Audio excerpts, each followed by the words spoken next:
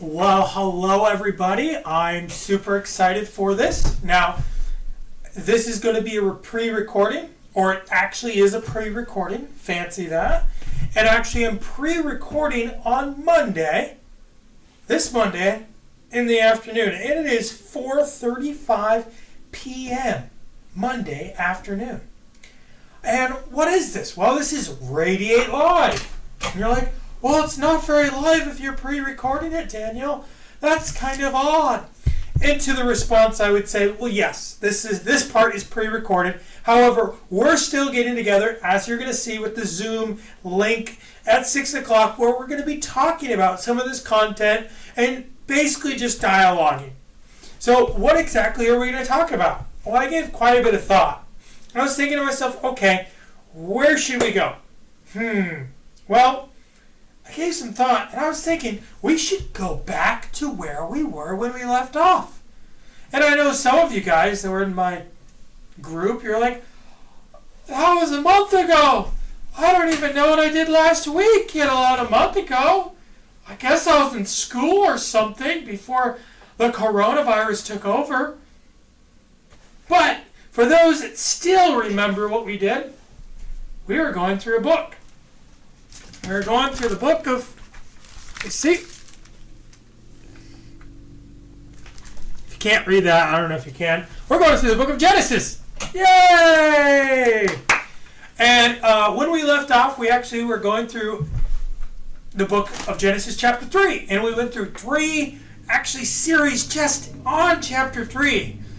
And I could probably actually stay in Genesis chapter 3 for another couple, 3, 4, 5, 6 weeks, just because there's so much amazing stuff that happens in that chapter. I mean, you look at everything that's going on outside, chapter 3 of Genesis. It says it. It explains it. Why? Because in chapter 3, that's where we see the fall of man, where sin and death and disease, viruses and hurt and pain, unfairness all come into play. It all starts from that chapter right there on that page in that Bible. It states it. It happens at that point. And let me just recap some of it that goes into it. Well, in Genesis chapter 3, we have the story of Adam and Eve, and they're deceived and manipulated by the lies of Satan.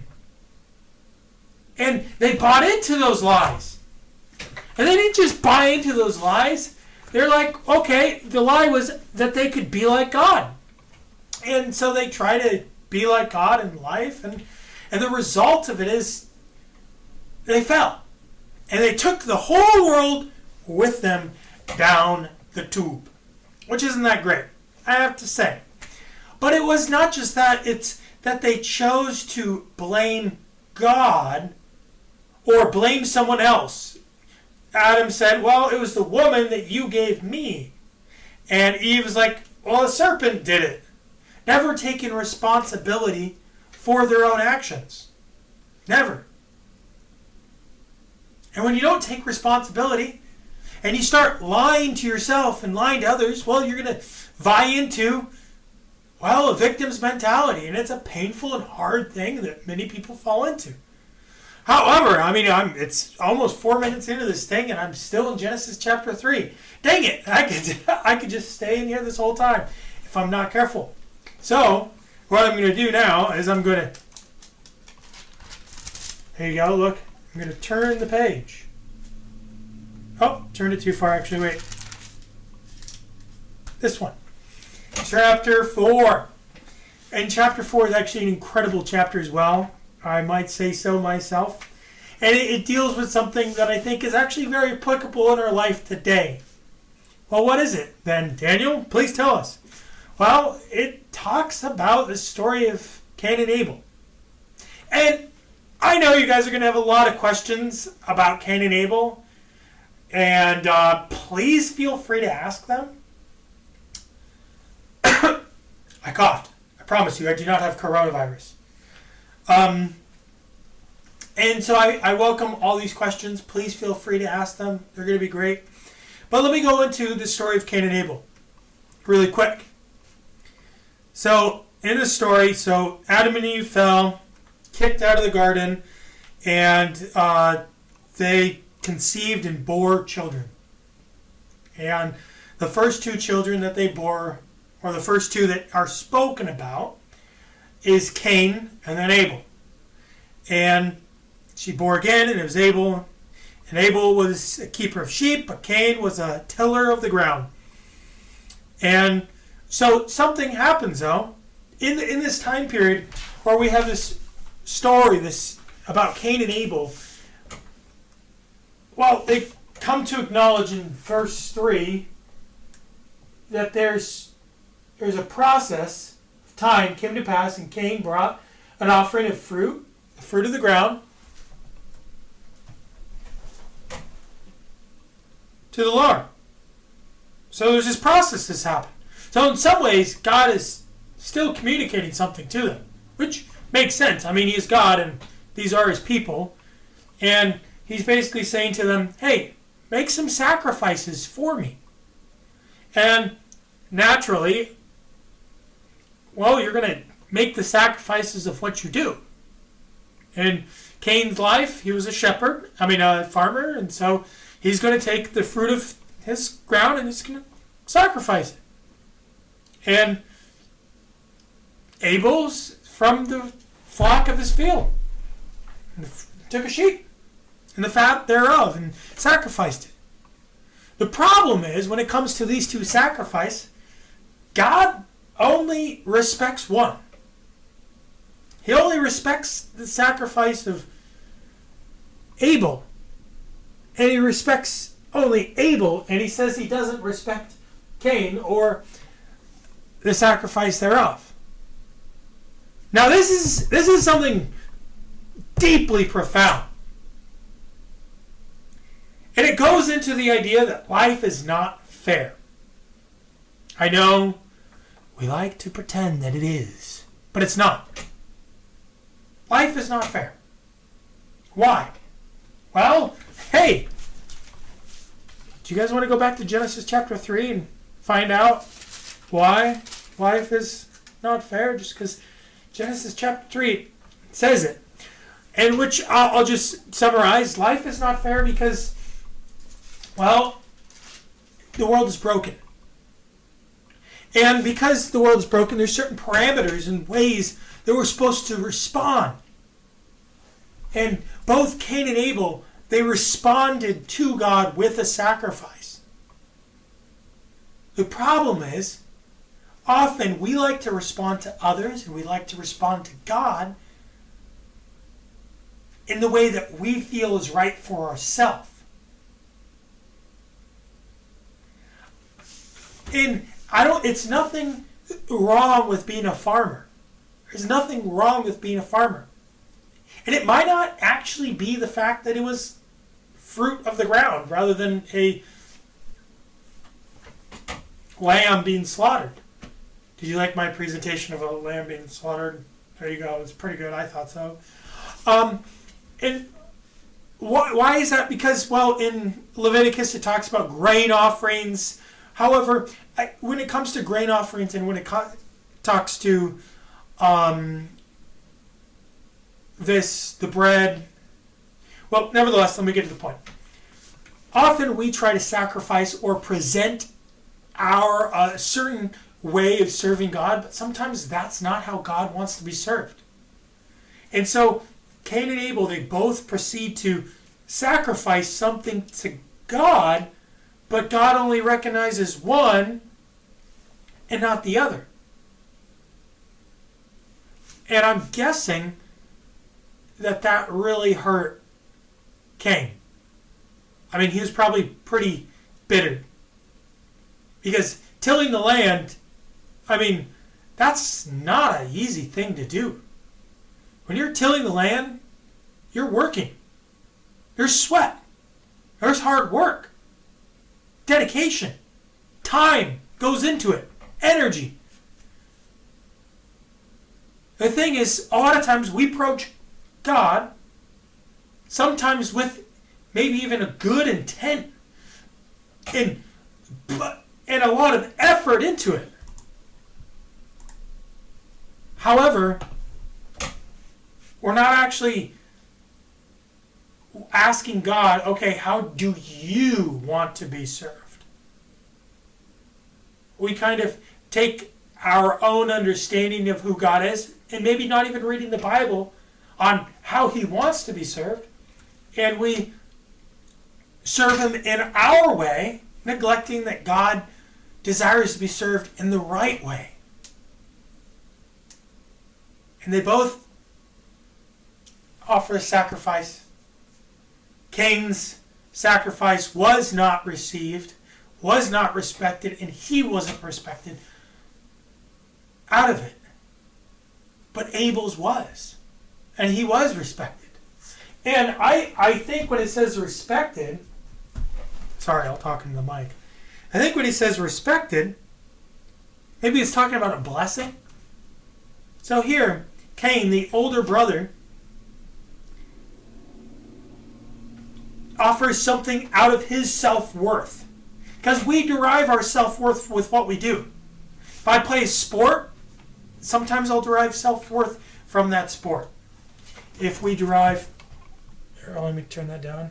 If we derive from if I'm an athlete, or if I sing, or if I do all these things, we derive our worth from that. And we want to take those talents from what we have, and we want to serve God with them.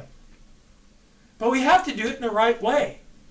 Because if we do it in the wrong way, God's not going to recognize it or respect it. And when it comes to ourselves, that can often hurt. Because, well, we're like, well, I did this. And I believe when Cain saw that his younger brother, his sacrifice was blessed by God,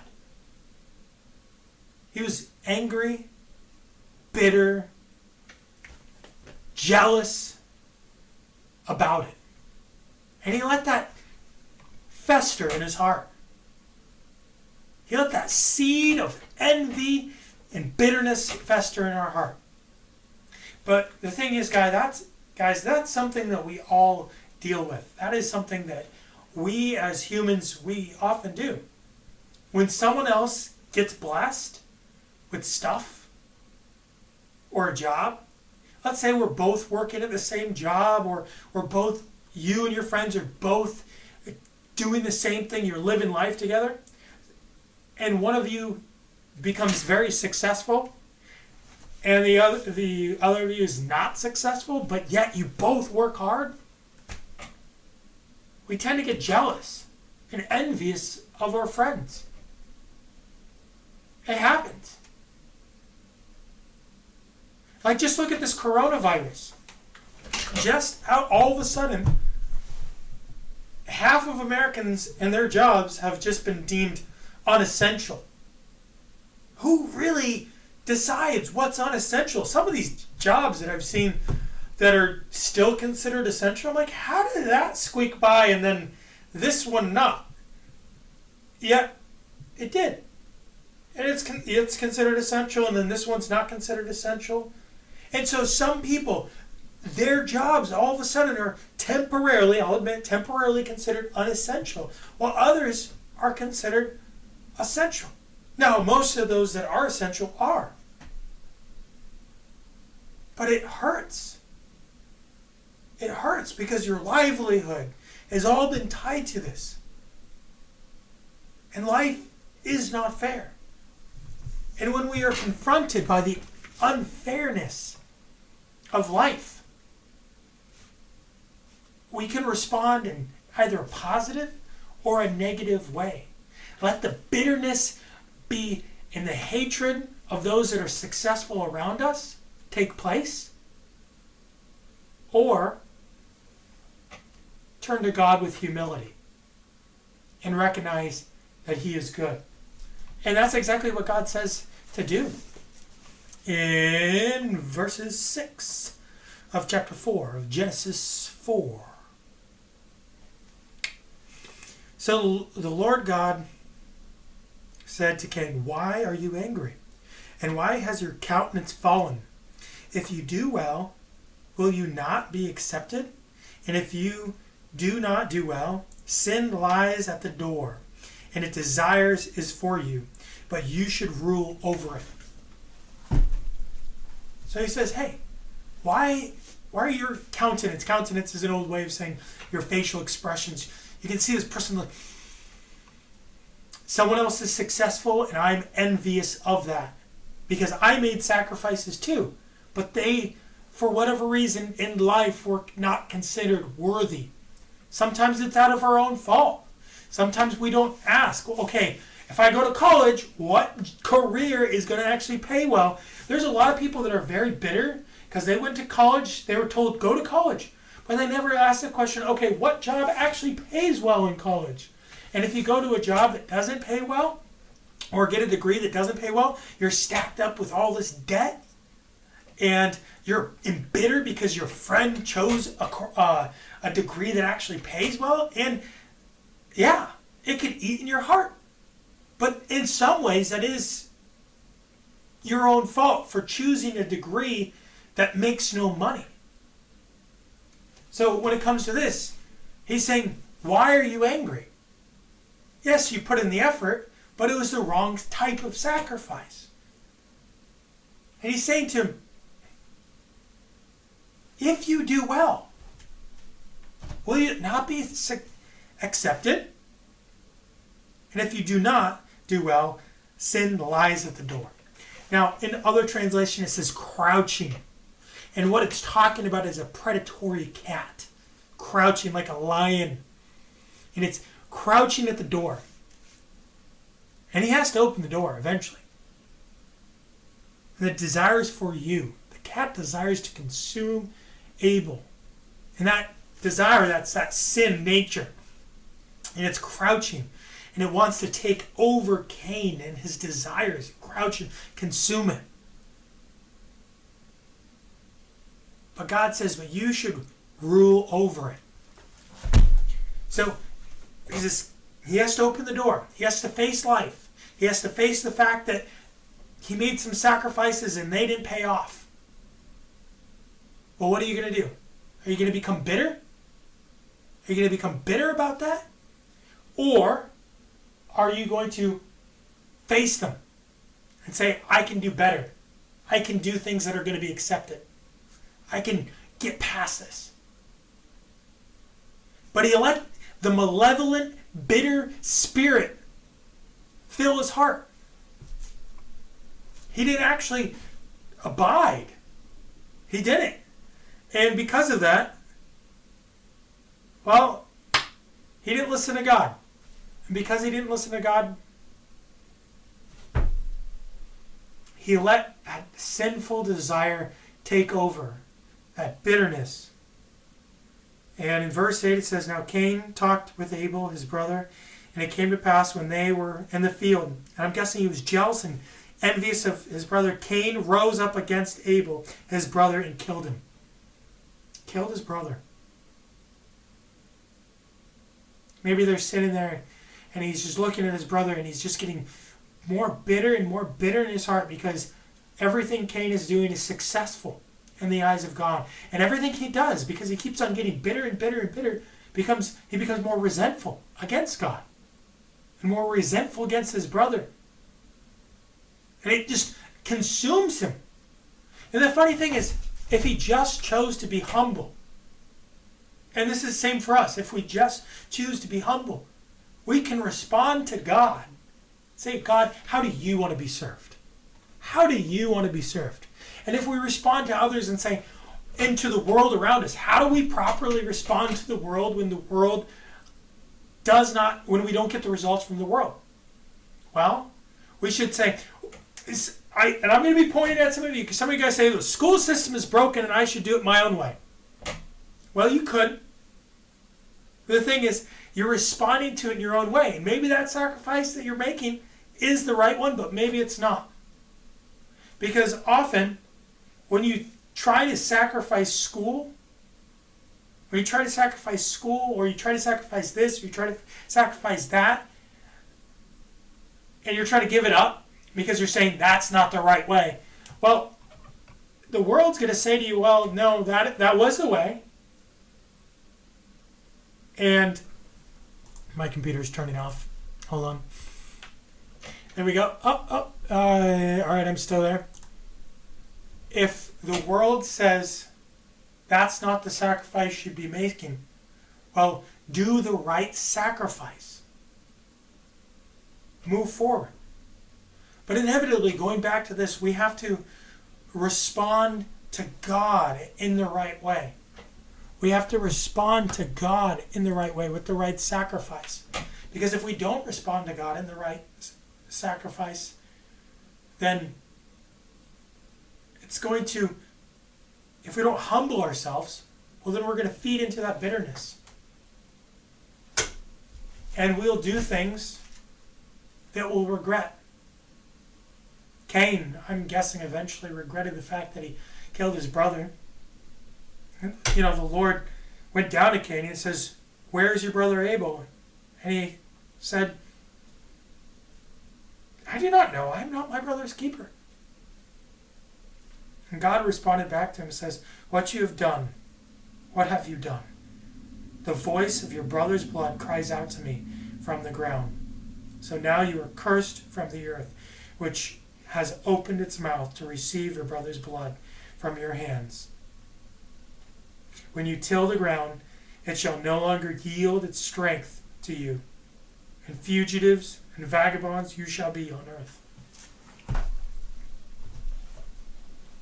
Basically, as you're going through life, first,